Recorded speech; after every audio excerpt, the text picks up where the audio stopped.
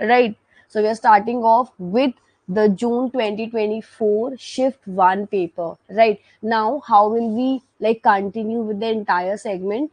Every single day, morning and evening session, 1.5 hours, you'll be given the questions in front of you, and you have to first mark down the answers, and then we'll be discussing it afterwards, like, right? So it will be like a practice session plus a revision session.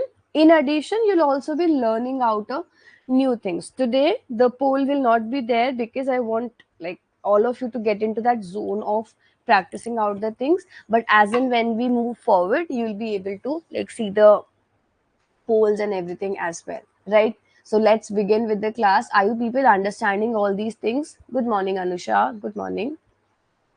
Are you people understanding all these things?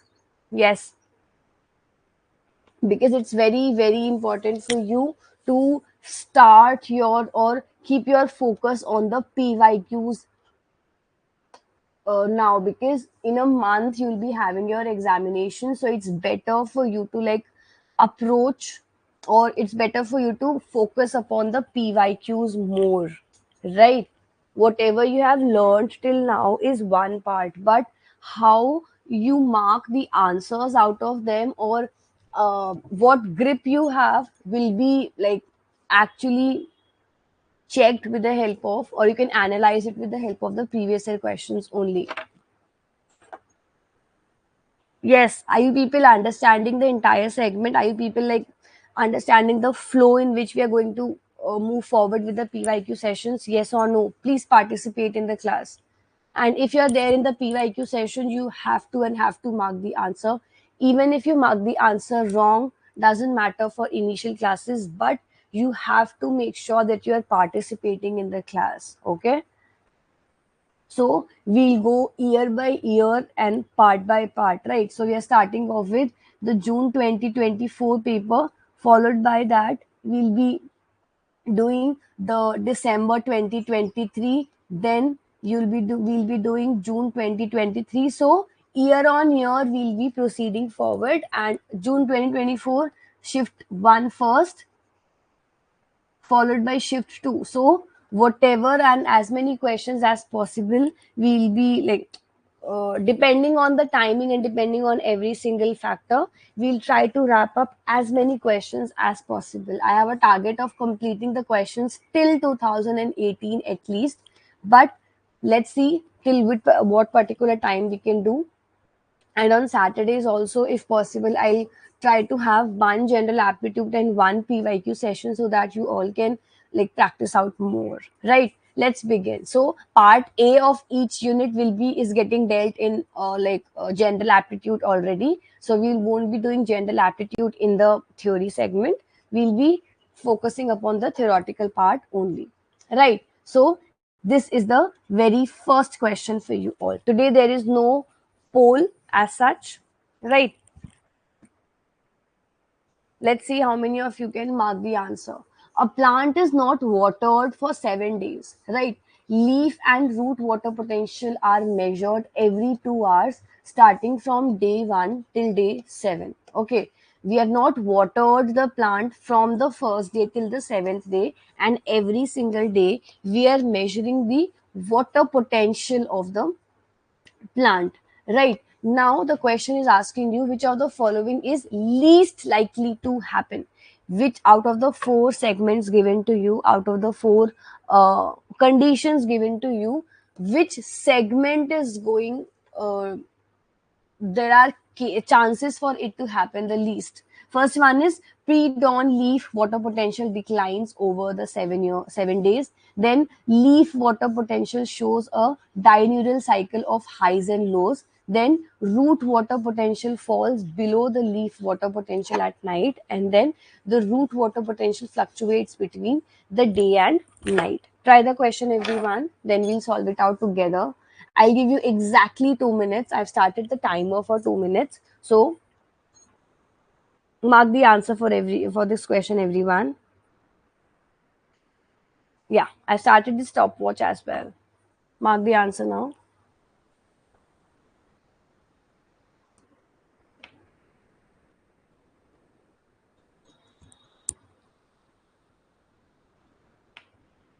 Everyone, mark the answer. Very simple question. You just have to analyze the condition.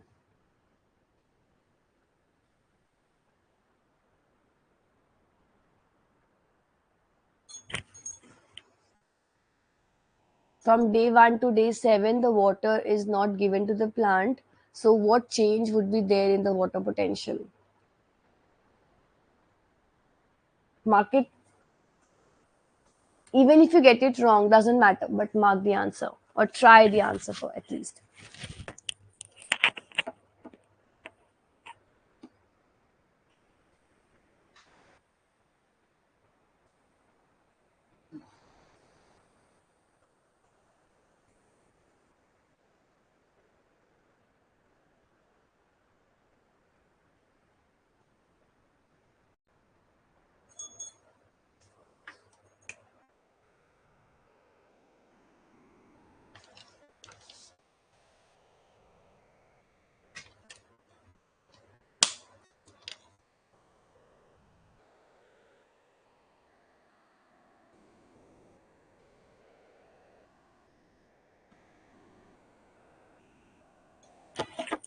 30 seconds left.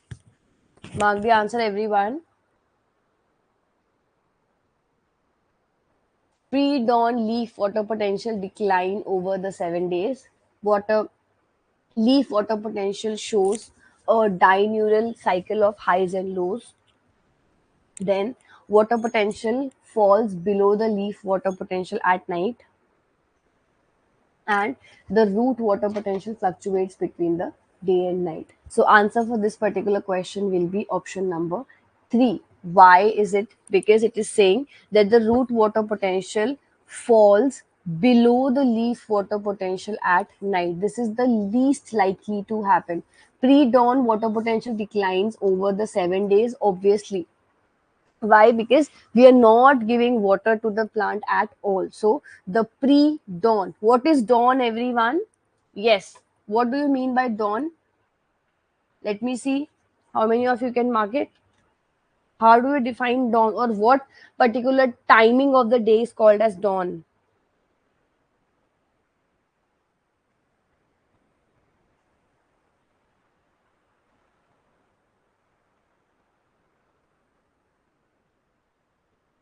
Yes, it is evening time. Very good. It is uh, the timing just before the sunset, right? That's what the dawn timing is. So pre-dawn, the water potential decline over 7 days, obviously, because there's no water in the we are not providing water from the external source, so the leaf water potential is going to reduce, right? Then it is going to decline over 7 days. This one is the correct one. Then leaf water potential shows a diurnal cycle of highs and lows, because during the daytime and during the night time, in the daytime you'll see the water getting lost because of the evaporation, because of transpiration. During the night time, the water will be retained in the plant, so leaf water potential is going to increase and decrease. That's also correct. Then root water potential fluctuates between day and night. That's also correct, because obviously during the daytime you'll see more water uptake being there. Whatever water is there in the soil, whatever water is there in the nearby area,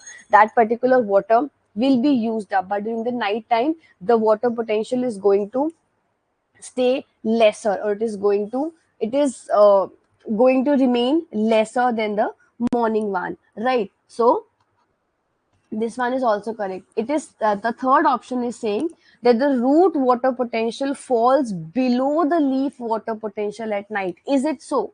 This one is least likely to happen. This is least likely to happen, because under normal circumstances the root water potential is usually higher than the leaf one. Remember, higher means, like we have learned, that water potential of the plant is always negative. So higher means lesser negative, and lesser means more negative. So make sure that you remember this particular or you understand this particular segment in terms of the negative values. Okay, so that's why C is the correct answer for this particular question. Vaishnavi got the answer correct, and Anusha got the answer correct. Did you understand the question? It was a two marker.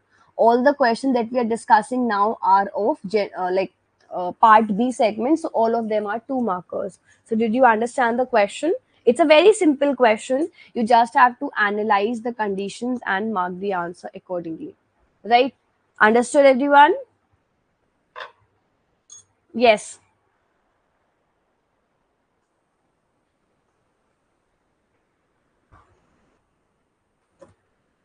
Right, let's move forward.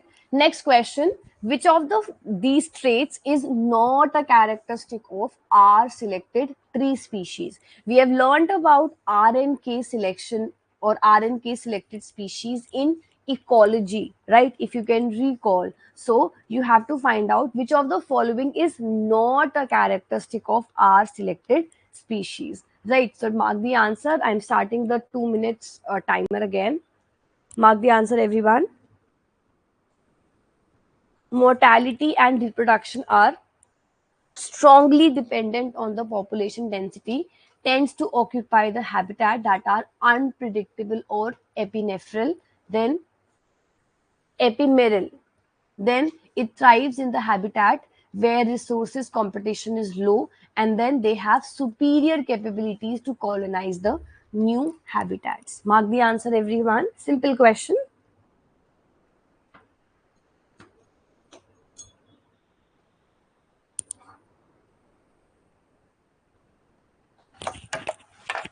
Mark the answer for the question, everyone. I've started the 2 minutes segment already. 45 seconds over. Mark it.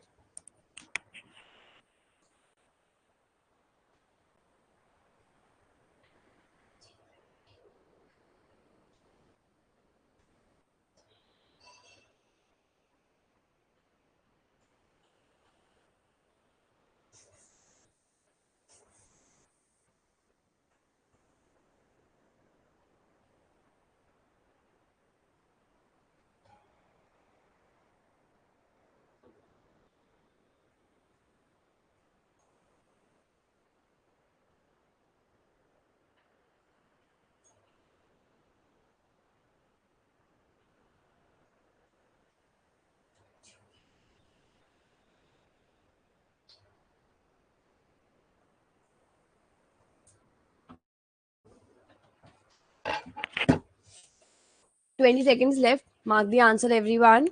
Even if you get it wrong, doesn't matter, but mark it at least.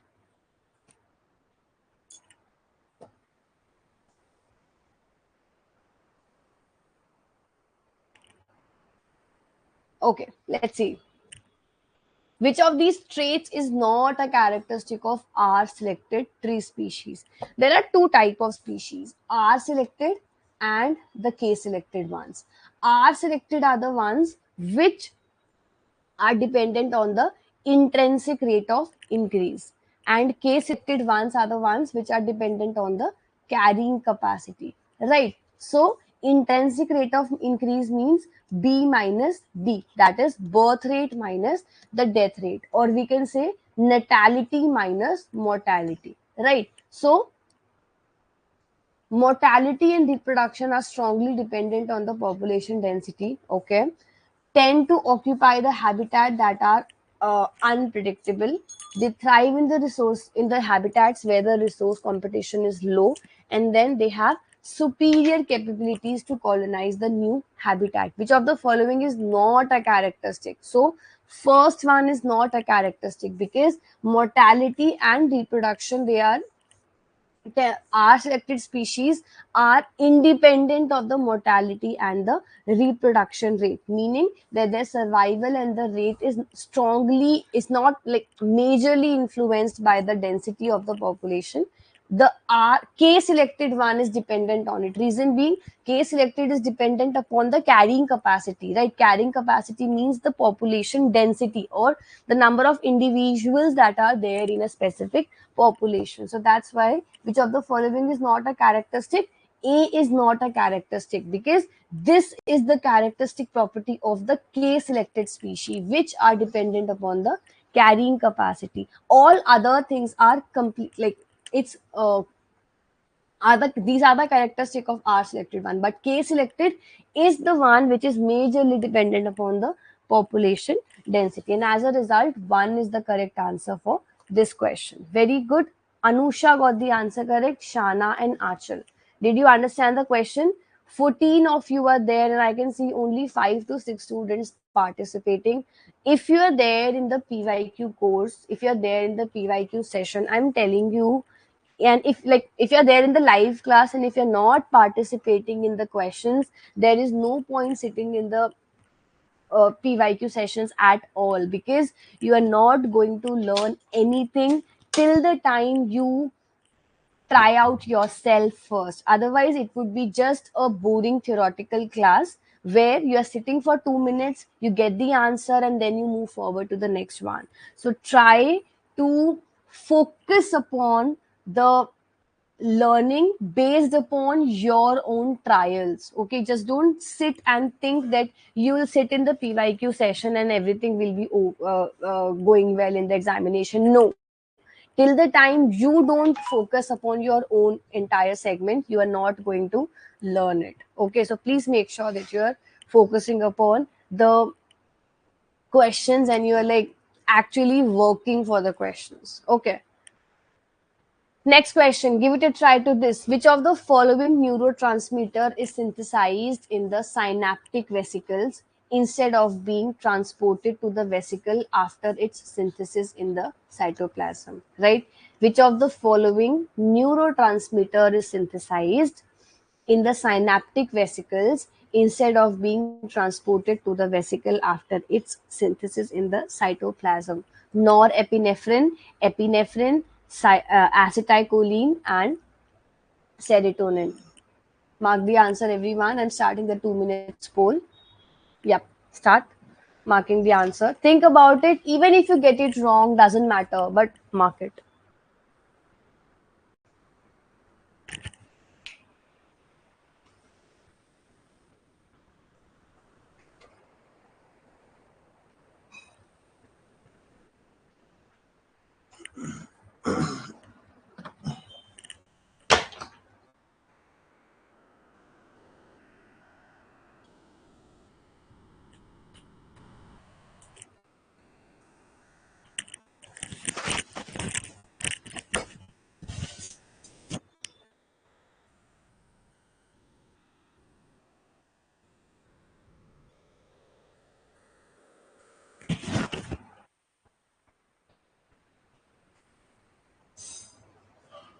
'Which of the following neurotransmitter is synthesized in the synaptic vesicles instead of being transported to the vesicle after its synthesis in the cytoplasm?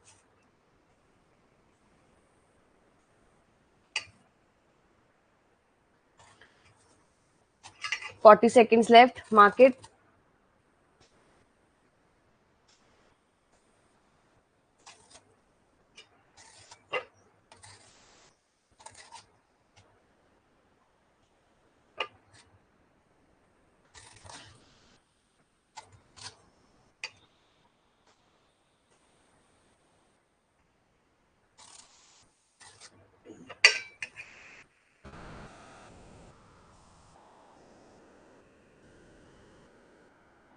15 seconds left. Make sure that you are keeping a track of the time as well, because time management is very, very important in the examination. Okay, let's see. 2 minutes over.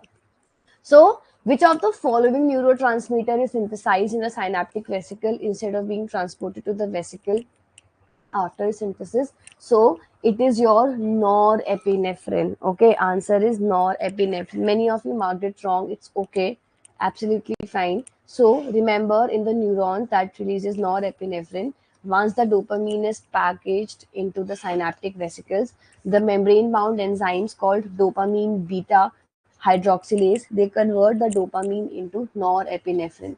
Therefore, unlike others, small molecules, norepinephrine is the only neurotransmitter out of the 4 options given to you which is synthesized in the vesicle, right? So A is the correct answer for this.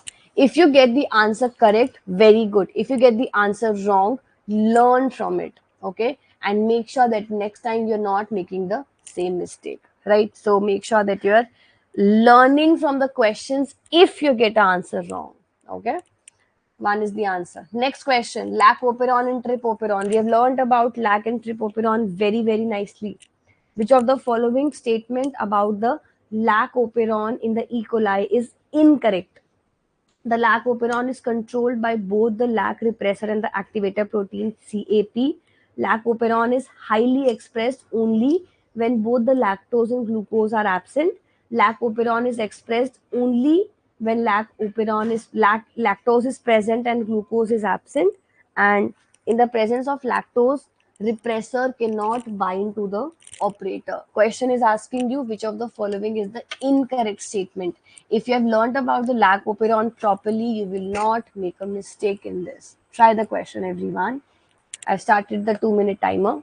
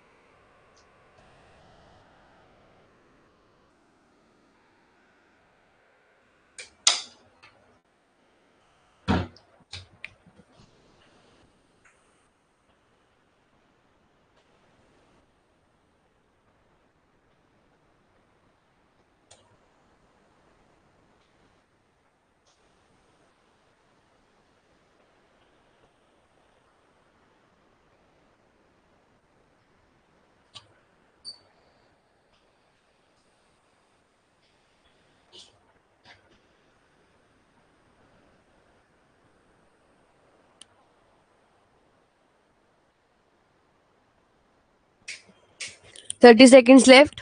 Mark it.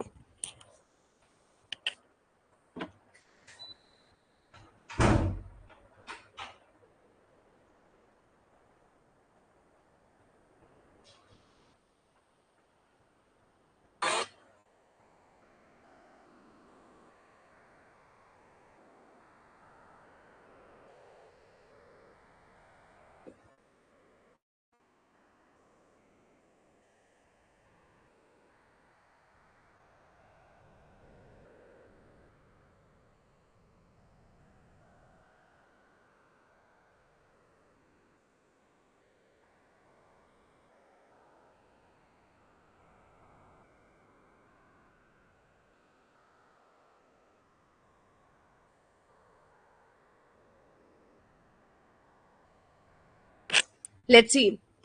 2 minutes over. Okay. So, which of the following statement about the lac operon in the E. coli is incorrect? First statement is saying it is controlled by the lac repressor and activator protein cap.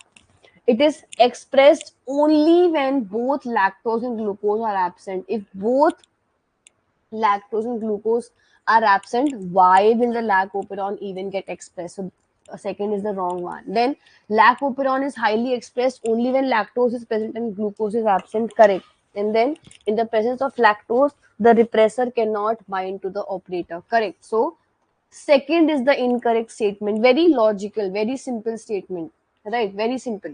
Next question. There's nothing to even explain in that question because if you have learned about the lac operon properly, you will not make a mistake in the question. Next question. Which of the following statement about the cortical reaction in the in the sea urchin is correct? We have learned about this particular thing as well about the cortical reaction in the sea urchin or the external fertilization in the sea urchin. So everyone try it out.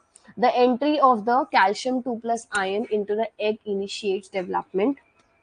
The exocytosized cortical granules during the egg maturation contains the component of the zona pellucida. The depolarization of the plasma membrane after the sperm entry helps to block the polyspermy. Then the release of the cortical granules after the sperm entry converts the vitamin membrane into the fertilization membrane, which blocks the polyspermy. We need to find out which of the following is the correct one. I'm starting the 2 minutes timer again. Mark the answer, everyone. Read, understand, and then mark it.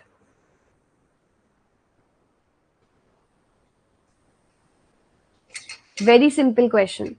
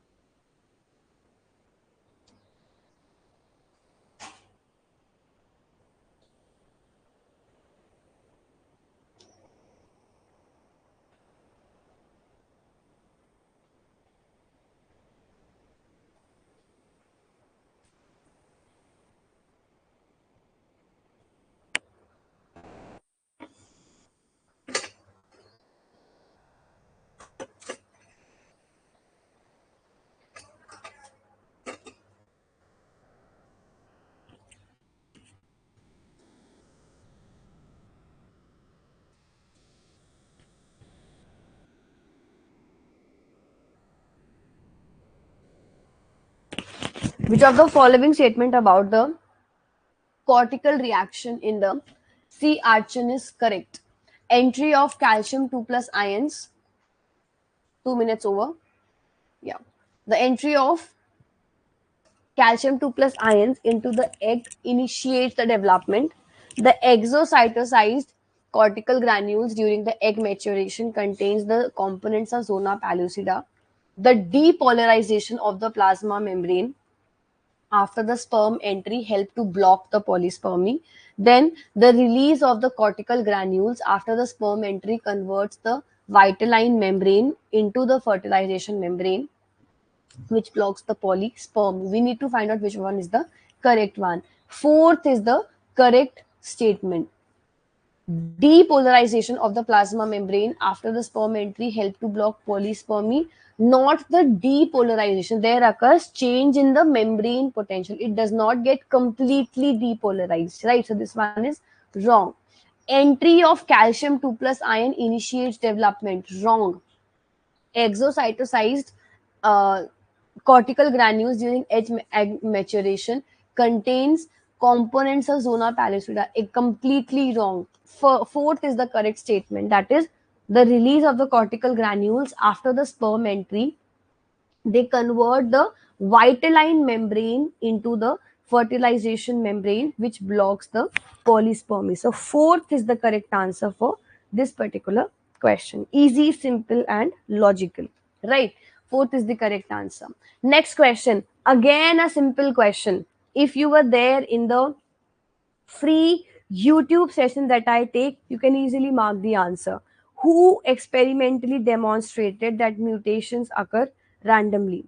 We have learned this particular characteristic of mutation, that they occur randomly without any order, without any sequence. But question is, who experimentally demonstrated it?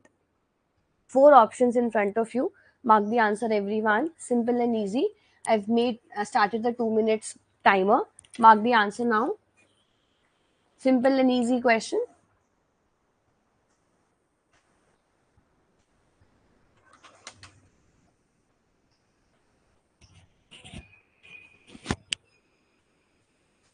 It's a theoretical question. Mark it.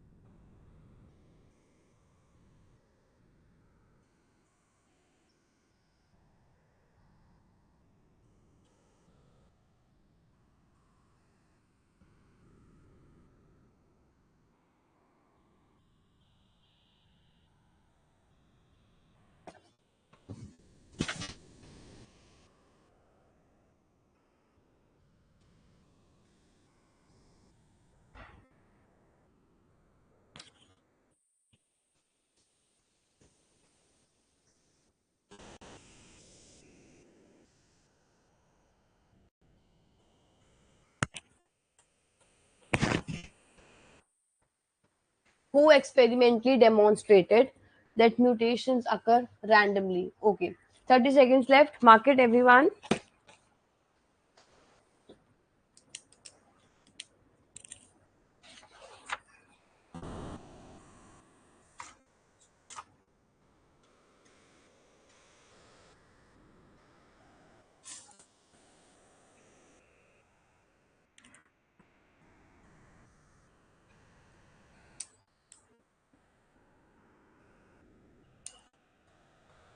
Okay, 2 minutes over.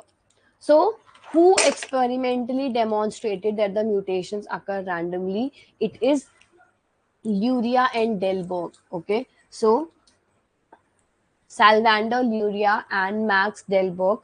If I pronounce it wrong, I'm sorry, but the answer for the question is option number three. Right? Remember about this particular thing. Now, in this particular question, you can take this as an assignment to find out that who or what was the work for Alpha, like Hershey and Chase, Miss Elson and Stale, Jacob and Monod. And you can keep a note of this particular thing, because maybe in the next year, maybe the upcoming paper, you might have a question of match the following type, where they might give you these four scientists name and the work associated in a randomly jumbled manner. So they might ask you to mark the answer in that sense as well. So you should be remembering, or you should be like working on the pyq questions, so that if by chance the question get reframed in any way, you're able to mark it, right? So who experimentally demonstrated that the mutation occur randomly?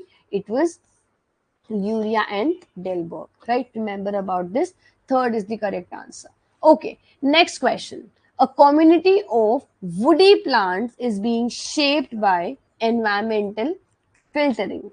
What will be the likely local species pool of this community if the regional species pool comprises of 60 species? This one is a new type of a question. We'll understand and discuss about it accordingly, but at least understand what the question is asking you, and then we'll do it together.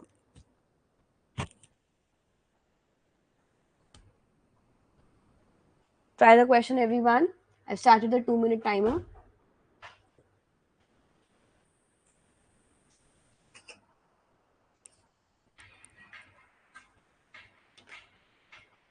A community of woody plants is being shaped by environmental filtering. What will be the likely local species pool of this community if the regional species pool comprises of 60 species? Try it out.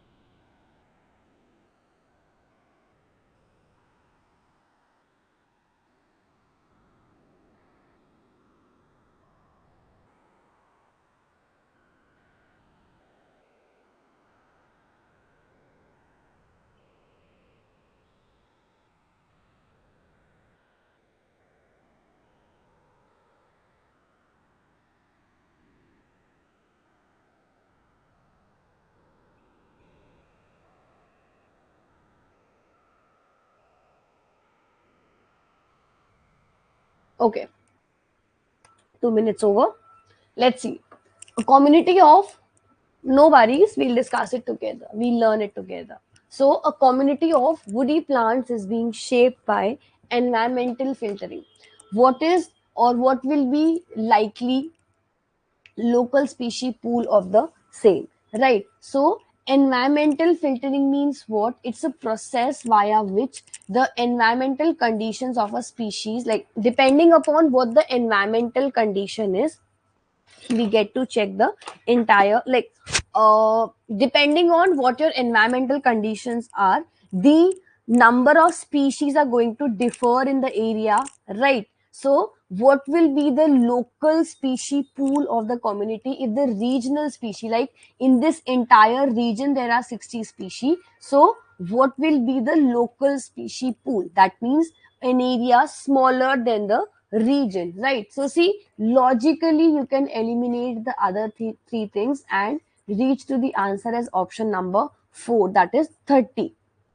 I'll be taking up another question. Like there was one more question asked.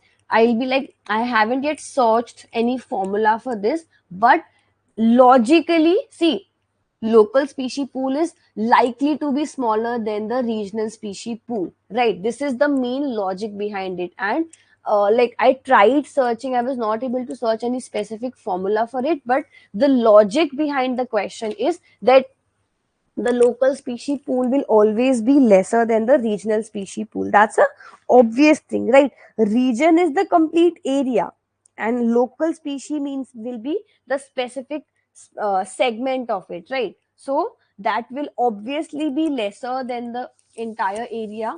That will always, like, obviously be lesser than the regional species area. That's why the answer for this is option number 4, that is 30.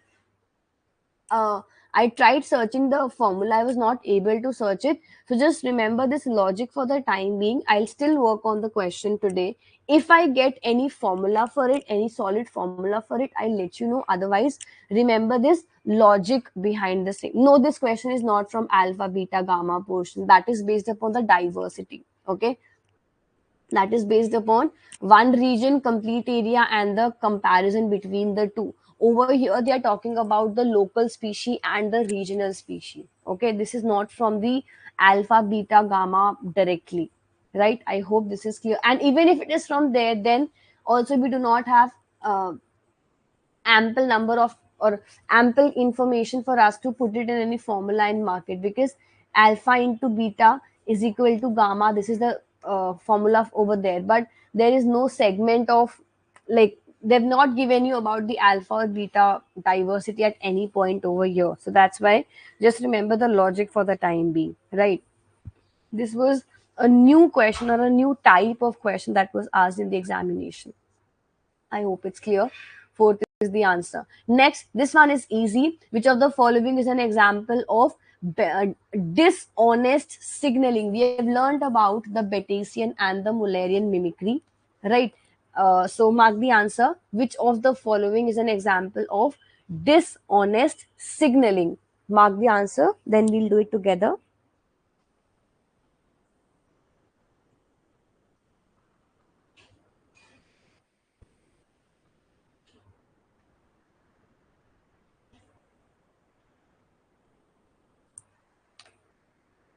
I've started the poll for 2 minutes.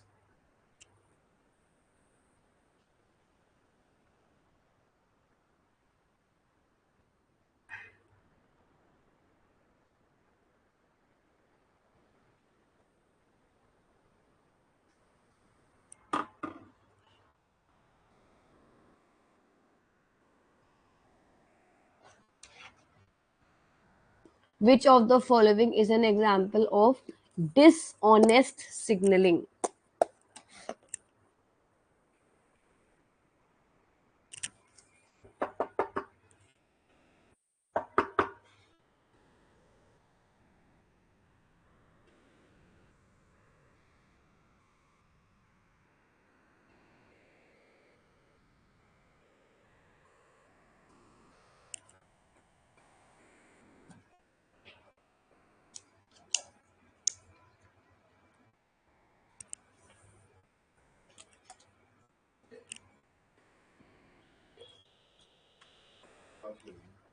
Done everyone till here?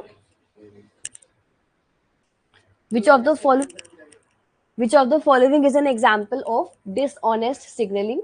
Batesian model, Batesian mimic, Mullerian model, and Mullerian. Mark the answer, everyone. 2 minutes timer over. So, which of the following is an example of dishonest signaling? Dishonest signaling means giving a false information to the predator, right? They've learned about this. Batesian and Mullerian. In the Mullerian mimicry, what was there? Two less toxic species decided to stay together and increase the toxicity of the overall area. Batesian mimicry was one was completely non-toxic and other was completely toxic. So both of them decided to, like, the non-toxic one decided to mimic the toxic one and showcase itself as a toxic, although it is not. That's why this is an example of dishonest signaling and not the model, because the model was toxic in nature already. The mimic was non-toxic. So this is an example of dishonest signaling. So answer for this is option number B. Are you understanding the segment over here, that completely, like, very different ways of questions are get, like, different types of questions are getting asked? You know the answer, like, we have learned about this particular thing, but the way the question get framed is different. That's why the questions solving is very very important. Question practicing is very very important, because if you do not practice out, it backfires, right? Because, see, we have learned that in the Batesian we have a non-toxic and a toxic one merging in together and showing themselves as a toxicity, increase the toxicity of the area. But the framing of the question is in a way that you have to think about it. That's why I always say that the examination is not difficult. We do not work in the frame, or we do not work in a manner that, or we do not practice enough, right? So make sure that you're practicing out, and every single day I'm telling you, you're going to learn a lot and lot of things. So make sure that you are coming in the live sessions, especially for the PYQs, on regular basis. Now till the main examination, every day we'll be discussing the questions now, okay? And also, just one uh, suggestion to you all: if you want, you can, like, if you are able to, do not think about the mock test series. Please take it, it is going to help you out.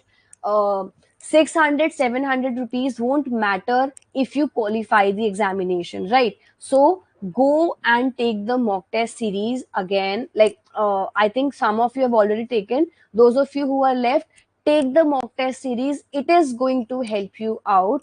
And I'm not saying because I have a hidden motive for it, doesn't matter, that's a completely off track thing. But mock test series is something that is required for you at this point of time. When the examination is around the corner, you should have a habit of solving at least two mock tests on weekly basis. At least two mock tests, proper 3 hours sitting and solving the papers, right? So because that will help you to manage the time, that will help you to learn about the time management, that how much time do you have to invest, which questions to leave, which questions to solve in the main examination. And this comes only and only with practicing, okay? The mock test series that's there in the application, it is having 122 exact tests, which includes previous year questions also, new tests also, 5 full length mock test series, 78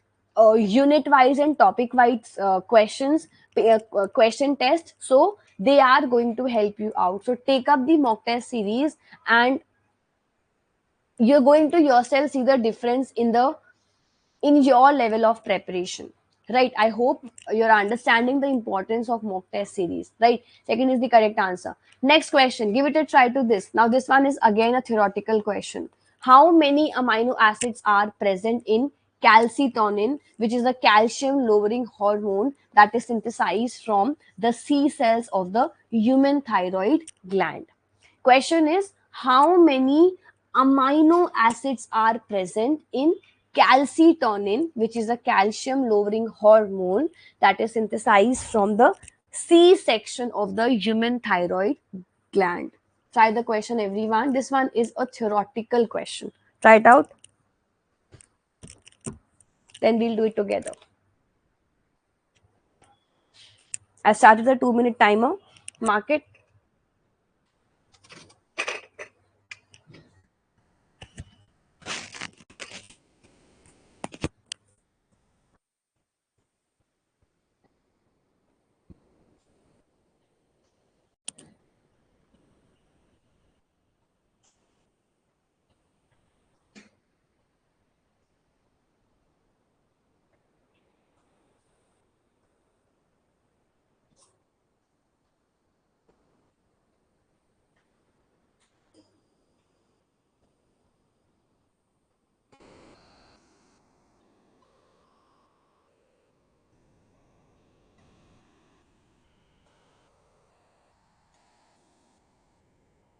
This one is very simple. Mark it.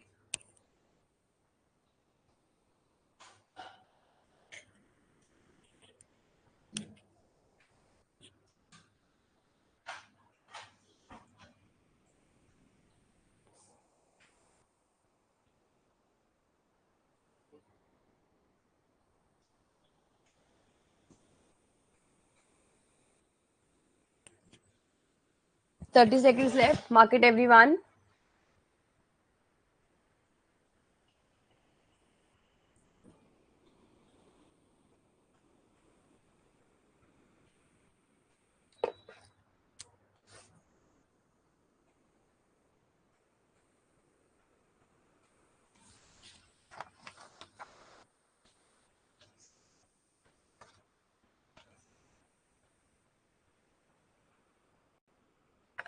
Okay, let's see how many amino acids are present in calcitonin, which is a calcium lowering hormone that is synthesized from the C cells of the human thyroid gland. So this is a question based, like information based. So remember, there are 32 amino acids that are present in calcitonin. And from this, remember this question, remember one more thing. Even if you have not targeted animal physiology in depth, I would still want you to solve all the PYQs of animal physiology, because they are going to help you in the paper solving. If you like, if the same question gets repeated in the examination, you should be remembering it, right? This is a theoretical question. So at least for the previous year question, like all the previous year questions of animal physiology should be dealt properly, so that if any question from the PYQ gets repeated or get reframed in a way, you should be able to mark it. So this is what I also did.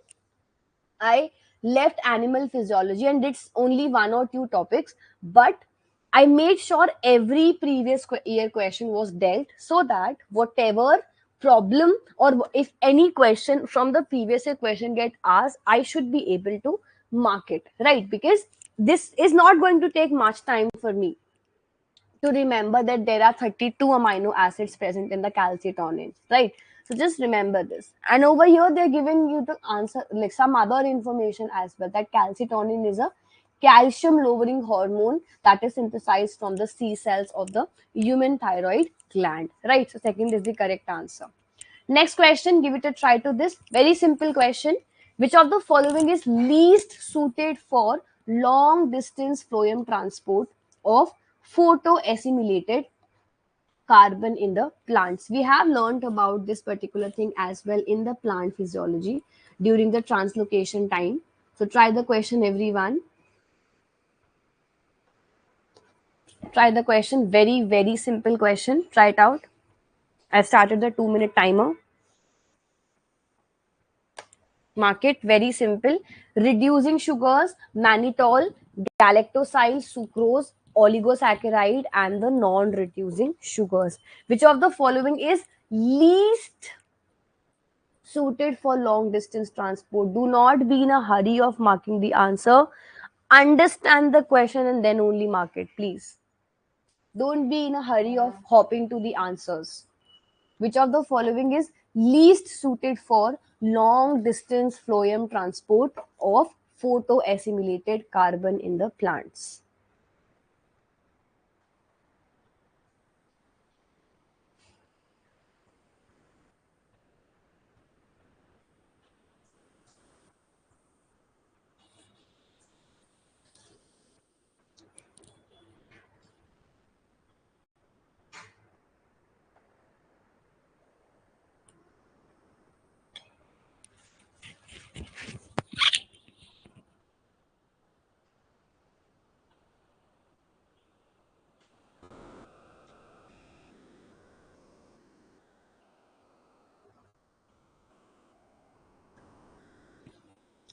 20 seconds left.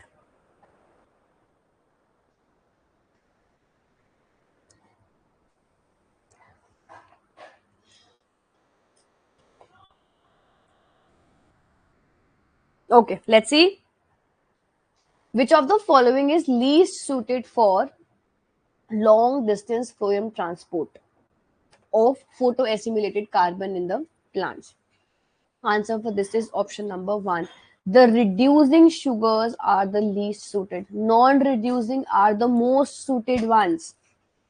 We have learned about this sucrose and starch, right? Sucrose is for the transportation, starch is for the transportation, and sucrose is for the storage. Yes, this is for storage and this is for the transportation. So sucrose is a non-reducing sugar. That's why one is the correct answer for this particular question. Remember this. Next question. Give it a try too. Yeah, this question, everyone. Which of the following is a correct combination of four carbon intermediate that is formed during the C4 photosynthesis in the plants? We have learned about C3, C2, C4, CAM, all the pathways, right? So question is asking you which of the following is a correct combination of the four carbon intermediates that are formed during the C4 photosynthesis in the plants. Try it out. I started the 2 minutes timing. Every day, I'll keep a target of solving out at least 15 questions with you all. This is the 10th question. We'll solve five more. Okay, so every single day, we will keep a target of 15 questions. At least. We can exceed, obviously, but 15 is the least number which we have to touch on daily basis. Which of the following is a correct combination of four carbon intermediates that is formed during the C4 photosynthesis in the plants? Malate and aspartate, aspartate and alanine, phosphoenol pyruvate and deoxaloacetate, alanine and pyruvate. Try it out.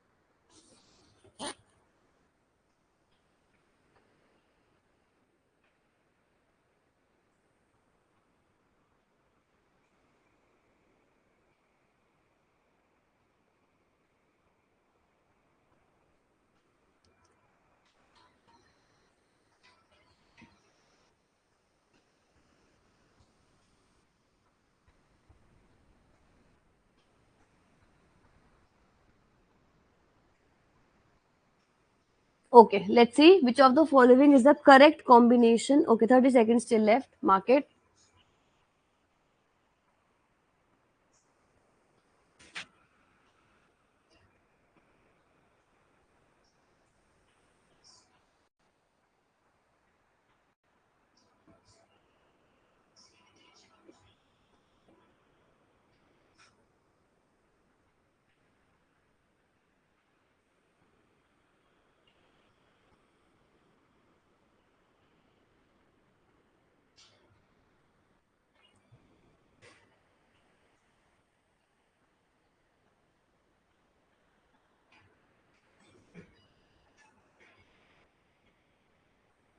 Okay, done.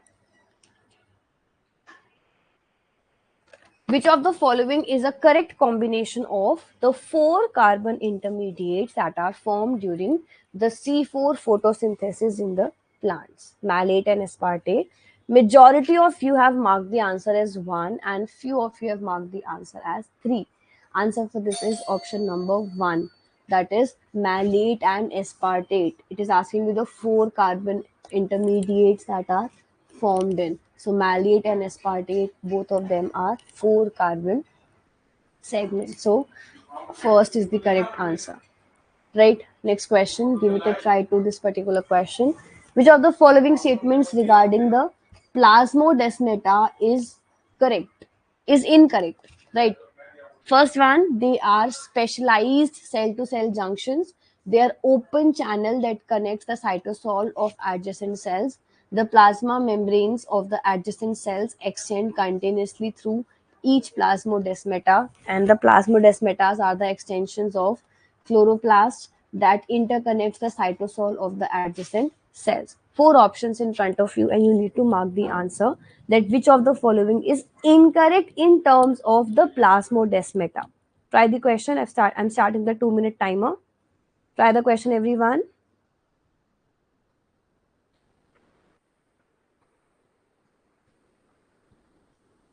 Easy and simple.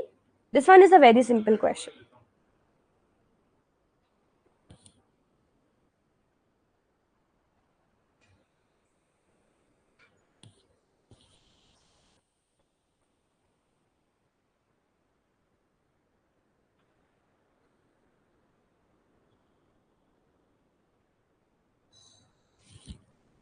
Which of the following statement regarding the plasmodesmatas in the plant cell is incorrect?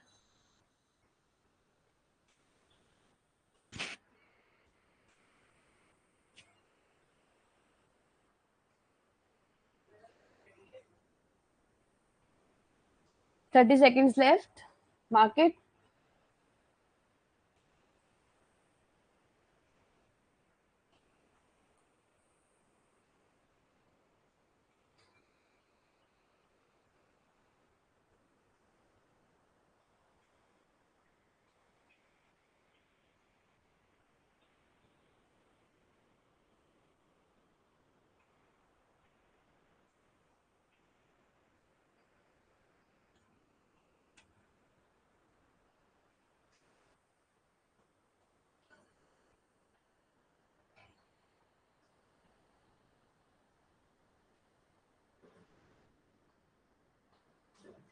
Okay.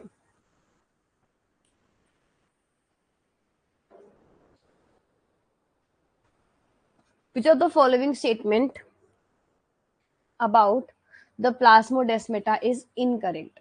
They are specialized cell to cell junctions. They are open channel that connects the cytosol of adjacent cells. The plasma membrane of the adjacent cell extend continuously through the plasmodesmata, and they are the extension of chloroplast that interconnects the cytosol of adjacent. Are they the extension of chloroplast? No, they are not.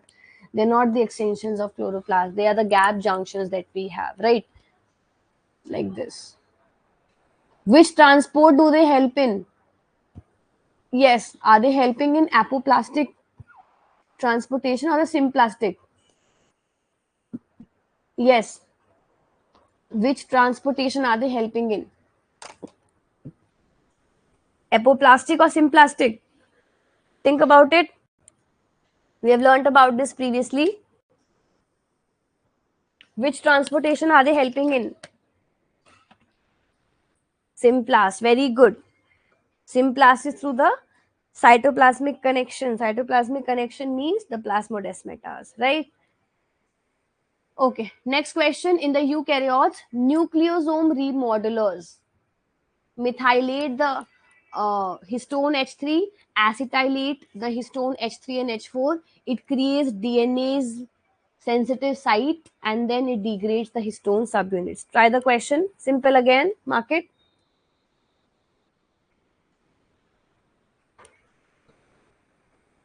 2 minutes again. 10 minutes already. 10 seconds already over.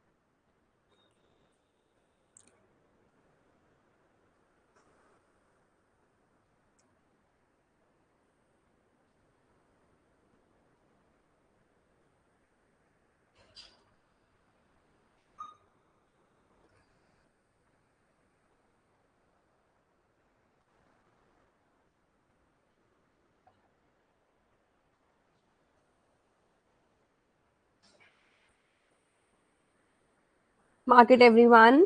Very simple question.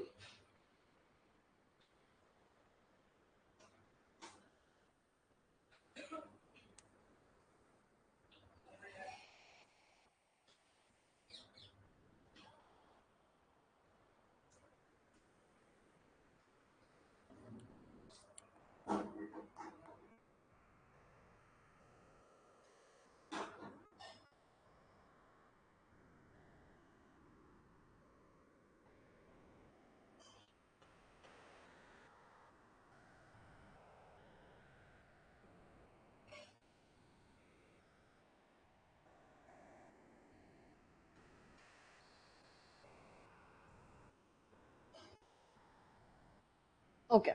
So, time over.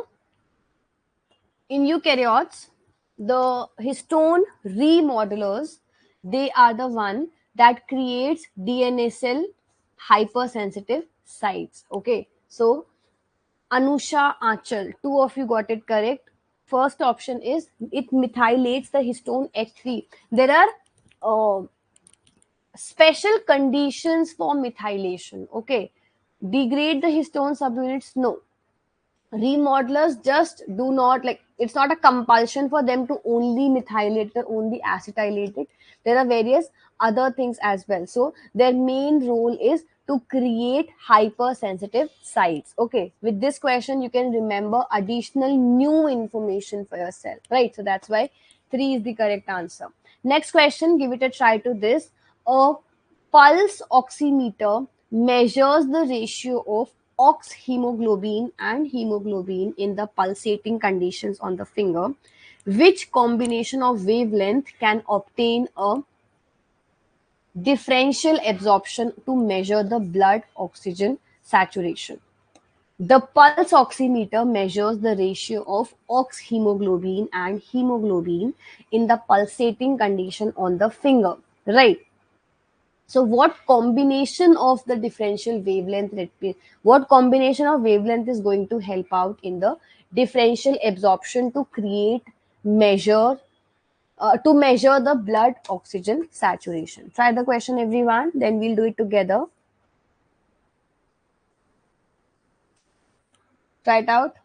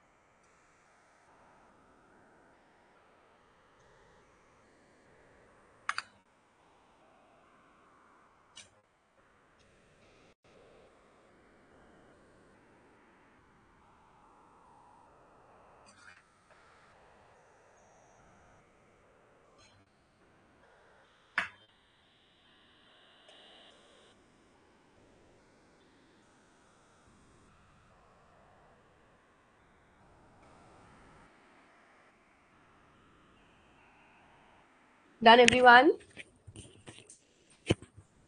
Let's see.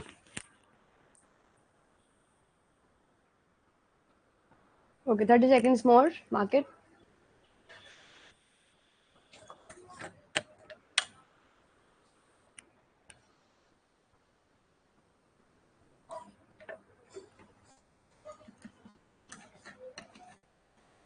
Okay, 30 seconds over. A pulse oximeter measures the ratio of ox hemoglobin and hemoglobin in the pulsating condition on the finger. What combination of wavelength is going to help out in the blood oxygen saturation. So second is the correct answer, that is the visible and the infrared condition wavelength, or this combination of wavelength is going to help out. It's a theoretical question in a way, so remember about it, right? Second is the answer. Next question: which of the following statement regarding the mammalian innate immunity is incorrect? Again, simple question. Which of the following statement regarding the mammalian innate immunity is wrong? The pattern recognition receptors are a component of innate immunity. Serum complement proteins are a part of innate immunity. Innate immunity has only a narrow range of specificity. And then the outcome of the innate immunity is a rapid recognition and the phagocytosis, or the destruction of the pathogen. Try the question, everyone. Simple question again, very simple question. Try it out. Which of the following regarding the mammalian innate immunity is incorrect? The pattern recognition receptors are a component of innate immunity. The serum complement proteins are a part of innate immunity. Innate immunity has only a narrow range of specificity, and then the outcome of innate immunity is a rapid recognition and phagocytosis, or the destruction of the pathogen. Try the question, everyone. 2 minutes, 30 seconds already over. Try it out. Then we'll do it together.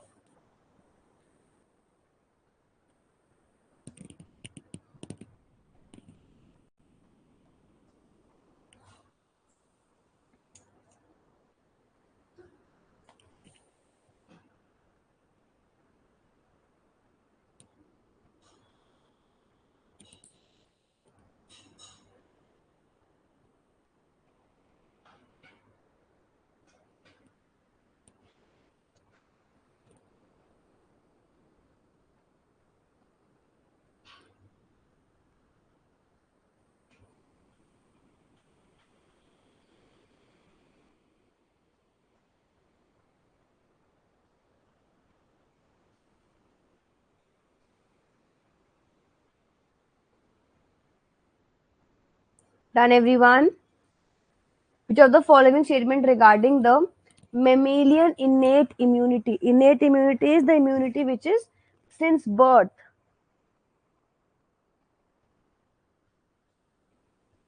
Pattern recognition receptors are a component of innate immunity. The serum complement proteins are a part of innate immunity.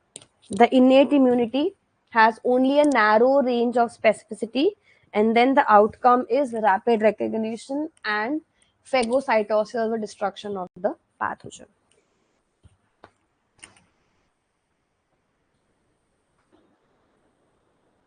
Okay, 2 minutes over. Answer for this is option number 3. Third option is saying that it has a only very narrow range of specificity. No, innate immunity has a very wide range of specificity, because that's what, because it is since birth. So, since the time the newborn is there, the body would try to have as much possible, like as much of natural immunity as possible, or against as many pathogens as possible, right? So that's why it is not a narrow range of specificity, and it's an absolute statement only. It is saying that it has only a narrow range of specificity, which is a wrong statement, right?